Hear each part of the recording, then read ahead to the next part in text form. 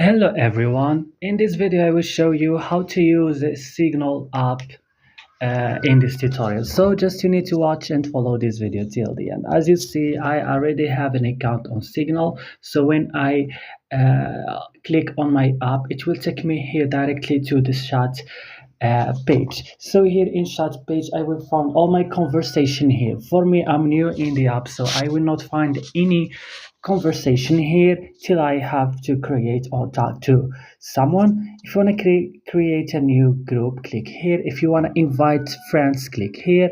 Also, if you want to add a photo or change the chat color, for example, I will change it here to red. And right now I will just back and it will save automatically. When I will click here, it will take me to search for someone to talk with, or to search for message or a number or name. So right now guys, when I click call, I will find all my call history from here. Also, if you want to create a call link, if you click here on story, you can find the story of your friend or your Signal app. Also, if you want to add a story, just click here on top.